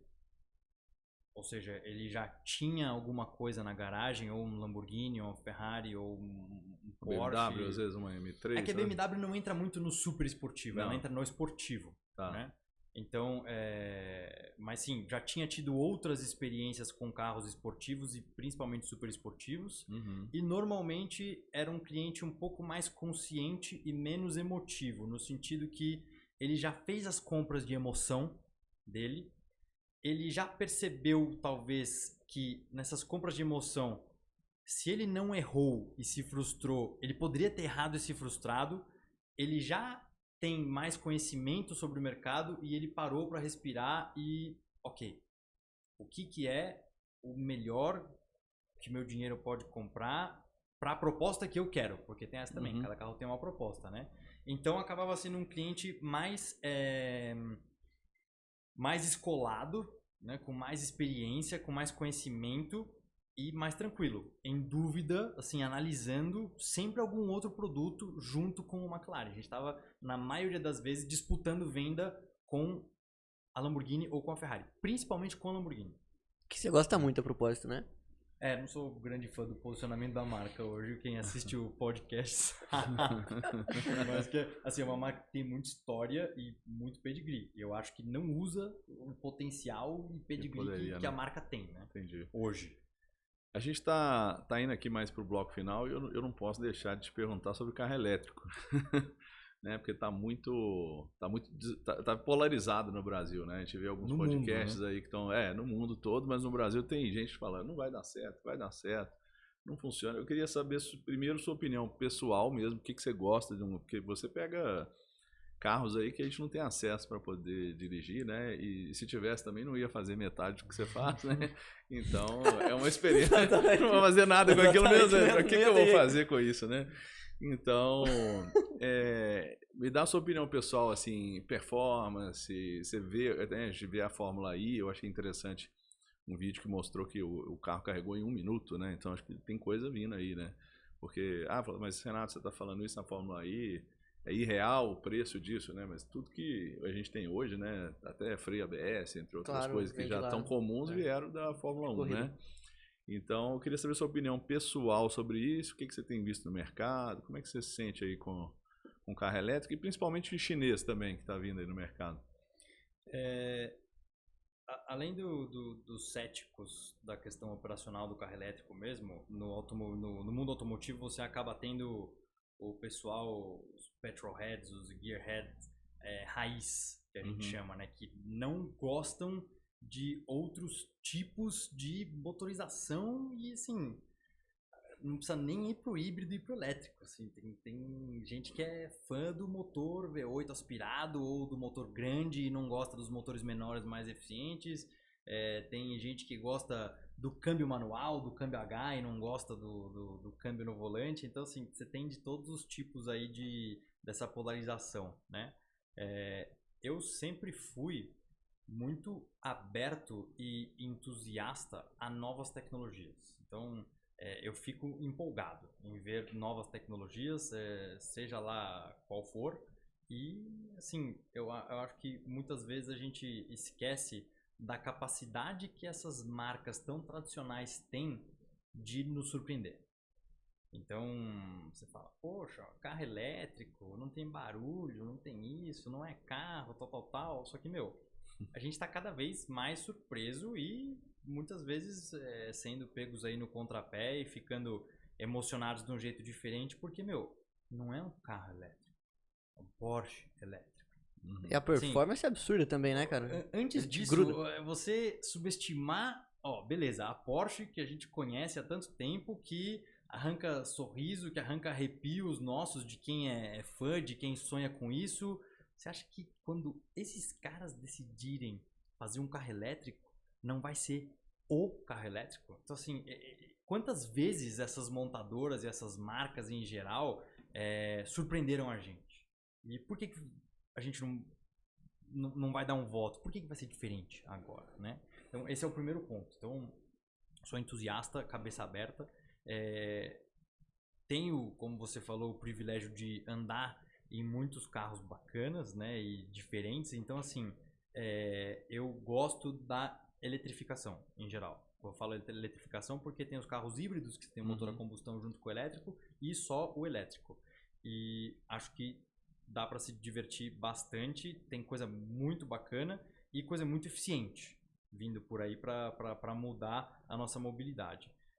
E uma coisa que a gente tem discutido bastante, quem é do meio e tem debatido, é que normalmente, como você falou, a gente tem essa questão tá muito polarizado.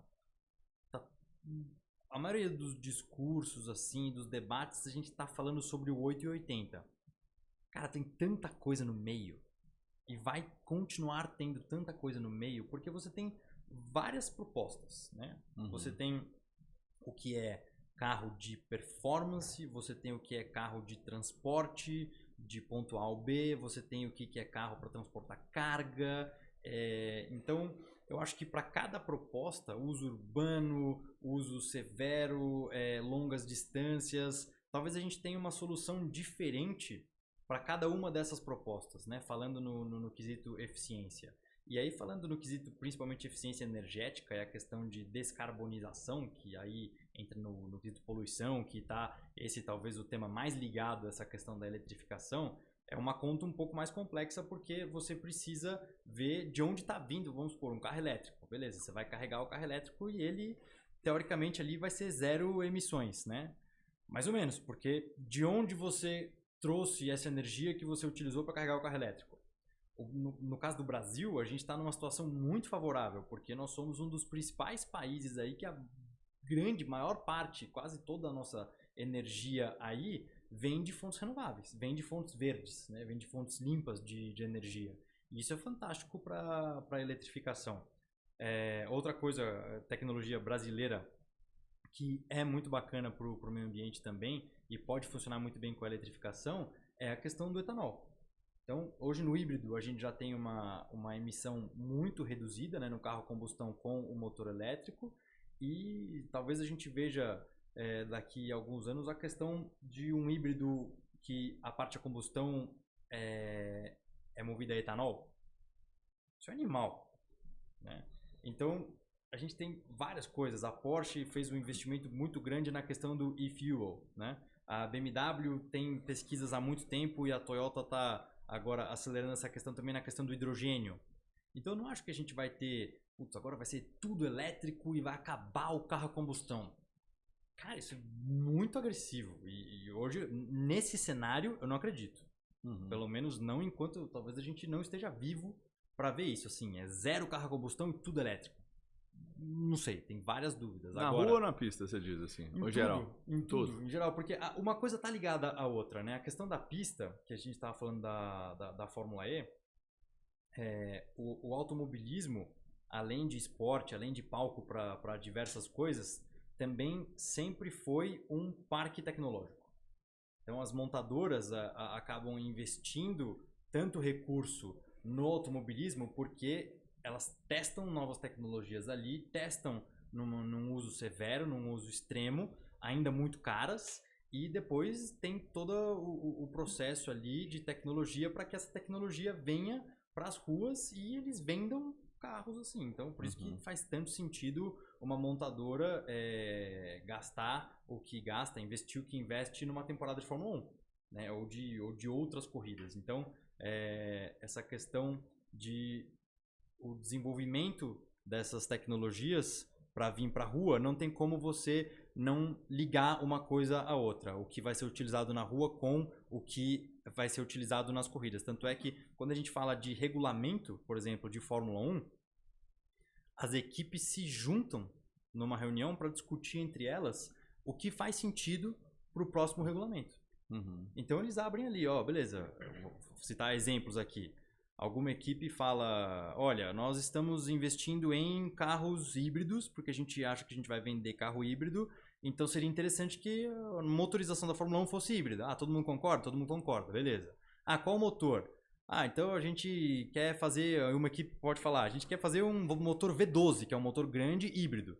Aí várias equipes falam, não vou mais fabricar V12 porque não é eficiente, tal, se for isso, não faz sentido para mim. Então volta, vamos ver o que faz sentido para todo mundo. Então eles se juntam para fazer um regulamento que faça sentido no campo de pesquisa e desenvolvimento. Interessante. Entendeu? Então, estão pensando sempre naquilo virar produto para rua, né? Senão a conta não fecha. Não fecha. Senão a conta não fecha, sentido, não tem show que justifique a quantidade de dólares, talvez até justifique, mas assim, fica mais eficiente se você juntar o show com as outras coisas que você vende também. Sim. No caso das montadoras, são os carros, né? Os produtos os veículos. Eu tive experiência em Miami de andar num Tesla, né? E é engraçado que você falou assim, tem aquele cara que é o muscle car, o outro que gosta daquilo e tal. Tem gente que já foi hater e falou assim, mas é um carro que dirige sozinho, é pra quem não gosta de dirigir. Mas... Eu seria o primeiro. Mas um carro que dirige sozinho. Porque uma coisa é rua, gostar de... na rua. É legal, eu gosto de guiar na pista. Eu falei exatamente, pega o trânsito São Paulo e me fala se você gosta de ficar travado na Rebouça, na Paulista ali, carro autônomo seria o primeiro. E uma experiência que a gente teve foi voltando da praia que a gente pegou, assim, a gente foi em meia hora, voltou em 1h30. Eu já tinha tomado sol o dia inteiro, eu tava exausto, eu falei, caramba, cara, eu liguei o negócio ali, quase dá uma cochilada, né? E assim, já te arrisca... Se tu solta, ele fala pra você pegar no volante. Você fica com a mão empregada ali, mas você fica meio relaxado. Você fica relaxado. Então, assim, que você pode ficar mais desatento, de certa forma, né? Outra coisa também é que você tá visitando uma cidade nova, você tá querendo olhar pro lado, olhar pro outro. Você pode fazer isso, né? Isso é interessante também. Então já evita um acidente ali, vamos dizer, que você poderia estar vacilando ali, que você está cansado e deu um errado. E eu comprei um carro elétrico porque ele tem uma autonomia um pouco maior. Eu acho que eu não compraria talvez um Dolphin, que para viajar eu teria que parar para carregar 100%, acho meio perrengue. Por exemplo, eu comprei o Sil, né, e eu vim de São Paulo para BH, e eu preciso fazer 2 paradas de 15 minutos para carregar. Então, para mim, tá ok. É muito factível, né? É muito factível. Não, eu vou sair daqui e vou para Porto Alegre. É outra história, né? Talvez eu teria que comprar um híbrido, alguma coisa assim. Eu empolguei um pouco mais com carro elétrico do que eu empolgava até com carro a combustão, de motor, barulho, essas coisas todas. Você que não é necessariamente um entusiasta de carro, o carro elétrico é uma coisa diferente que talvez tenha mais a ver com outras coisas que você gosta. Então você vê o carro elétrico trazendo um novo tipo de entusiasta para o mundo automotivo. É um carro que não tecnologia, ficou... né? Que trouxe. Exatamente, porque se tu olha assim, tem a lei de Moore que falava do processamento lá atrás, né? Que o processamento a cada 2 anos ele dobra e reduz pela metade o custo dele. E o que faz... Bom, hoje a gente não olha só para a parte de processamento, mas de tecnologia no geral. Que ela tem um crescimento exponencial, certo? Tu olha os avanços, por exemplo... a gente andou junto num Porsche elétrico, né? Sim, tu me mostrou num Taycan. E foi animal. Cross. Cara, ele te gruda, né? No carro. Ele descarrega tudo de uma vez só. É muito bruto. É absurdo. Se tu tá falando sei lá, Bruno, 5 anos atrás não tinha um negócio tão agressivo dessa forma. Tinha o Tesla, mas assim... É diferente. Em quantidades muito menores e... Exatamente. Principalmente no Brasil. Eu nunca tinha visto um Tesla. E quando tu olha, por exemplo, isso que o Renato acabou de falar da Fórmula I, né? Cara, você tá tendo um carregamento de um carro que usa uma potência bem forte em 1 minuto. Poxa, é um avanço absurdo. Você vê, olhando para esses avanços, né? Que a tecnologia tem e como que ela tá agregando nas pistas. Você vê em algum momento a Fórmula I passando a Fórmula 1 em questão de performance, velocidade, etc? Não. Não vê? Não num longo horizonte de tempo. Eu acho que existem tecnologias híbridas, soluções híbridas que por bastante tempo, no quesito eficiência, olhando principalmente para performance, o modelo do Fórmula 1 ainda vai ser superior. Você vê o crescimento uma melhora exponencial na Sim. Fórmula 1 ainda? Ou você acha que ela já está mais linear? Não, eu acho que a Fórmula 1 também vai se beneficiar dos avanços elétricos, pode ser. mas como já tem se beneficiado, né? Mas a questão o formato híbrido que você tem no Fórmula 1 hoje é o mais eficiente. É o mais eficiente. Então, hoje você tem um motor elétrico muito forte no Fórmula 1, muito, que recarrega energia de tudo quanto é coisa do carro. Entendeu? Dos freios, da desaceleração, assim, ele tá pegando energia em assim, um sistema muito bruto. Um motor a combustão V6 turbo e, assim, muito forte também. E vou fazer uma pergunta para vocês. Vocês sabem, dimensão de motor de carro, né? Um motor 2 litros, 3 litros, 4 Sim. litros, 5 litros, né? Então, quando a gente fala que um Fórmula 1 tem aproximadamente 1000 cavalos, um pouco mais de 1000 cavalos hoje, combinado, o combustão com a gasolina. A maior parte ainda vem do motor a combustão. qual você acha que é o tamanho do motor de Fórmula 1? Não tem ideia. Eu também não. Chuta. Nenhum chute com critério. Você pega uma M3 que a gente tava falando, a M3 aspirada, tinha um motor 4 litros, se eu não me engano, que tinha ali seus 420 cavalos, era um V8, né? 420 cavalos. Quão grande tem que ser um motor de Eu Fórmula 1? vou dar um chute ignorante aqui, que vai ficar um corte bem ignorante. Não, você vai Eu acho que 10 litros, talvez, em torno disso, não?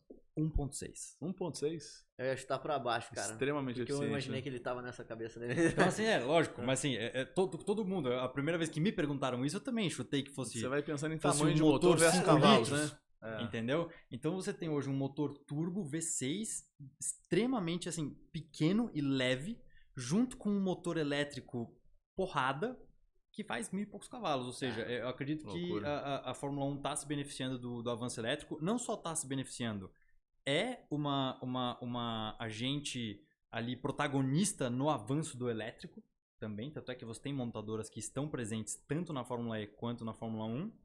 E talvez venham outros tipos de motorização aí, ainda híbridas, que a gente vai ver na Fórmula 1. Não vejo nem a Fórmula E ultrapassando a Fórmula 1, nem a Fórmula 1 se tornando completamente elétrica num longo horizonte de tempo. Já na rua, se a gente for pensar, a história é diferente, né? A gente tem não só poluição, né? São Paulo essa semana estava com 150 partículas lá e fecha a janela, não pratica esporte ao ar livre, isso é triste, né? A gente está em São Paulo por causa disso. Fora a poluição sonora também em São Paulo, né? Você não pode abrir a janela aqui, que é uma barulhada, né? Nós somos todos vizinhos aqui, cada um tá virado para um lado, eu tô virado para Rebouças, né? Então eu não posso abrir a janela que é barulhada ali, né? Mas tem um ponto também que eu acho que não vou dizer que eu comprei o carro elétrico pensando nisso, tá? Mas eu acho que é um benefício, né? Pouca gente está falando assim, estão aumentando a mistura de etanol na gasolina, né? Isso afeta, por exemplo, eu tenho uma Harley Davidson, o pessoal do grupo aqui da Harley Davidson está decantando o álcool com gasolina, fazendo alguma coisa para tirar a gasolina, tirar o álcool da gasolina. Eu falei, alguém vai explodir a garagem daqui a pouco ali, né? Mas... Você não tá fazendo isso não, né? Não, no prédio? Não. O prédio... Não, eu vou falar ao vivo aqui, vou tomar uma multa daqui a pouco no prédio. Né? Já vai me entregar, olha lá. Não tô fazendo não. Vai ter mais, vai ter mais um incêndio no prédio, né? Não, mas um ponto... Sabe, já teve um incêndio. Sabe um ponto que ninguém leu na lei que eles passaram? É que a tolerância de água... Porque há uma coisa que chama tolerância, né? Não é assim, pode misturar. No etanol é de 8%. Gasolina, né? Estão aumentando agora, né? Aumentaram para 20%. Então quer dizer que 80% do etanol é etanol e 20% é água. E a gasolina tem etanol. Então a tolerância de água era 8%? A tolerância de água era 8%, no etanol foi para 20%. Então você está jogando mais etanol na gasolina. Então quando você pega um carro esportivo, às vezes, que ele só anda, que ele não é flex principalmente, né? Ou um importado que é totalmente gasolina. Esportivo, super esportivo.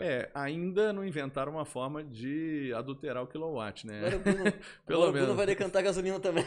Nossa, cara, isso é muito sério. Faz um clube no prédio lá. Então nesse ponto eu acho que e a clube gente dos decantadores de gasolina. Exatamente. E de certa forma você tem a possibilidade de fazer autogeração de energia. Né? Você não tem como fazer alteração de gasolina ainda, né, no Brasil. E tem a questão da rede compartilhada que eles falam, assim, aí começa a ser uma coisa bem mais complexa, principalmente fora de centros urbanos, mas de você utilizar a bateria do seu carro como gerador de energia para sua casa. Sim. Então, assim, a conta é bem mais complexa do que simplesmente você falar, essa conta não fecha porque lá na Europa só tem energia que não vem de fonte renovável e o carro elétrico e não vai acontecer. Assim, não é tão simplório. Assim, não tenho o que fazer com as baterias depois que reciclarem elas e vai ser um lixo de bateria a céu aberto. Não é assim, entendeu? É bem complexo. E eu, como entusiasta, principalmente, estou muito animado e aberto para ver as soluções que vão aparecer por aí. Acho que tem muita coisa que vai surpreender a gente ainda. Legal. Eu ia te perguntar também um pouquinho sobre os carros chineses, mas eu queria que a gente fazer uma resposta rapidinha, porque já está estourando nosso tempo aqui. Eu sei que você está voltado à Porsche, né? Outra coisa também, eu comprei um carro chinês, eu achei interessante o nível de luxo que ele está entregando também pelo preço, né? Como é que você vê essa entrada dos chineses aí no Brasil e no mundo? Eu acho que quem se beneficia dessas entradas é o consumidor, né? Porque caso tenha, de fato, alguma vantagem competitiva das montadoras chinesas em cima das outras montadoras que a gente já está acostumado no setor automotivo, essas que vieram especialmente para o elétrico, o pessoal vai ter que se coçar. E quem vai se beneficiar com um produto de maior qualidade e com um preço talvez mais acessível também, uma aceleração na tecnologia, é o consumidor. Então, eu vejo com bons olhos esses competidores chineses que acho que dificilmente a competição fez mal para algum mercado, né? Então vejo com bons olhos. Tem algumas montadoras aí aparentemente fazendo um ótimo trabalho. Tem que dar tempo ao tempo para ver a questão de pós-vendas também, questão de problemas, mas por enquanto de algumas montadoras chinesas específicas aqui no Brasil eu tenho escutado praticamente só coisa boa, né? Então acho que vem para somar. Legal. Tem mais uma pergunta aí, Ale, pra gente encerrar, não? Não tenho não. Então vamos encerrar. Não tenho não. Eu tenho várias perguntas aqui Então, que eu queria fazer. Mas elas vão ser mais longas, entendeu? Eu quero saber, a gente falou muito da seleção do lead, que foi muito interessante, né? Das 500, assim, você já tem um mercado total atingível bem e um nível de conhecimento do cliente muito legal da forma que você falou do mercado de luxo. E eu queria saber mais daqueles eventos, das corridas, mas vamos segurar vamos chamar o Bruno para uma próxima aí, né? Deixa ele descansar um pouquinho, vamos fazer uma parte 2. A gente faz no então, o que eu mais tinha pergunta é a respeito do business mesmo, né? Voltado para a parte de seleção de vendedores, que eu achei bem interessante. Agora, eu acho que a gente pode fazer uma segunda sessão só de business. Vamos. E vamos fazer um combinado aqui, quem sabe a gente não faz um combinado seguinte, vamos levar o Bruno para saltar de paraquedas. Rapaz, é difícil, hein? Cara, não, é verdade. A gente e depois vamos marcar de ir lá. Se puder correr também, vamos lá na corrida, a gente faz. Eu vou levar a câmera lá e a gente faz uns takes lá. Sabe o que a gente podia fazer agora? Tô me convidando para ir, podemos ir lá para ver você correr? Pensando aqui, sabe o que a gente podia fazer? A gente podia fazer essa segunda versão na estrada, indo pro clube de paraquedismo saltar. Pode ser. Levar o Bruno saltar. Eu gosto da estrada, eu vejo vocês saltarem, né? Melhor, né? Vamos tentar convencer o Bruno, então. A gente vai filmando na estrada. Quem sabe ele salta lá. Vamos fazer um podcast itinerante aí, né? E depois vamos... Podcast sobre rodas. Exatamente. E depois a gente faz indo pra pista, lá pra poder assistir o Bruno correndo. O único complicado é se ele quiser dar a mesma emoção no paraquedas se ele for dirigindo, né? Aí então. Vocês vão ter que ver. Ele vai descontar, né? Tu vê o que sai mais caro. Ele vai querer descontar, né? Exato. Na volta eu posso fazer um caminho diferente, né? Fantástico. Bruno, obrigado mesmo aqui por participar, né? A gente tá chamando de episódio 2, porque é o episódio 2 no Aso Studios aqui. Obrigado por prestigiar a gente. Eu que agradeço o convite aí, desejo sucesso para vocês, pro programa de vocês aí, pros próximos, e vai ser um prazer voltar para parte 2 e trocar mais ideias sobre negócios aí, enfim, conversar sobre coisas bacanas e desafiadoras aí, tô sempre disponível. Então, obrigado pelo convite e tudo de bom. Eu gostei bastante aqui porque a gente pegou uma visão diferente. Eu estava conversando muito com pessoas, a gente falando sobre marketing, inteligência de marketing, pessoas do setor, né? E você fez um caminho contrário. Você foi atleta e depois entrou para a área de vendas, marketing de relacionamento, né? E o conhecimento do produto que você tinha, né? Uma marca muito forte, né? Que você falou, eu achava que dava para tirar pedido, eu também achava. O cara chegou, pelo amor de Deus, deixou eu comprar, tem fila para comprar, né? Às vezes a gente ouve essas coisas, tem fila para comprar McLaren, né? Aquela coisa toda. E não é bem assim, né? A gente tem que criar um ambiente, tem que criar toda uma estratégia, e isso foi bem interessante. E não é só estratégia de vendas em si, né? Tem que conhecer o produto, né? Tem que saber bem do produto ali. Eu achei bem bacana, curti muito o papo. E aí, Ale, curtiu o papo? Achou interessante? Eu achei fantástico, né? Teve novidade aí, porque você já conhece o Bruno, já fica conversando com o Bruno todo dia. Aí. Sempre tem novidade conversando com o Bruno, né? A gente tem a gente sempre tem conversas bastante produtivas, né? Das mais ecléticas possíveis. Das mais ecléticas possíveis. É uma elasticidade de conversa inacreditável. Às vezes nem a gente acredita. E de conteúdo, né? Exato. Elasticidade de conteúdo que é inacreditável. De conteúdo e de temperamento também. Aí a gente não falou uma coisa também, pra gente deixar pra parte 2, que o Bruno é coach de direção, né? É verdade, é outro não é coach Pablo Marçal, é coach de ensinar a dirigir, né? Na verdade, não é... Você instala o drive, pega a visão, não. Você ensina o cara a dirigir um carro de... Vai ser um assunto interessante pra gente falar, porque a questão de... eu até... Ultimamente evito falar a palavra coach porque acabou entrando na moda, né? É que pra coach mim- vem de técnico, às vezes, pra né? mim, De, o coach, de assim, treinador, né? tem um outro sentido muito mais profundo, assim, que diferencia, né, o que é um coach, mas a gente deixa para um segundo momento, mas sim, trabalho nessa área de driver Você coaching não também. instala o drive no cara, mas ensina ele o drive, né? Então Também. funciona assim É, também, isso é legal. Beleza, Fantástico. gente. E outra coisa também, você falou que ele veio falar de relacionamento. Quem gostou do Bruno, onde é que procura É verdade. o Bruno? É Mulheres, pelo Tinder? É pelo tá solteiro? Inner Circle, agora que eu Tá descobri que solteiro? existe ontem, né? Inner Circle aí. sei Não, o que não tô são usando, né? esses- Tô casado. Descobri através do Ale que tá solteiro eu aqui. desconheço. Qual que é o arroba do Bruno? Se não, se quiser falar Conta sobre aí, Bruno. É @bonifax94 no Instagram. Bonifax94. E quem A quiser rede- seguir o seu podcast, como é que fala? @mgb.podcast. Ah, fantástico. Vou Se colocar quiser te na encontrar no descrição do- Tinder, Não tô. Não tá, não, você tá low profile. Ai, caraca. Então tá bom, gente. Obrigado. Vamos lá, até a próxima. obrigado, aí. Breno. Valeu. Valeu.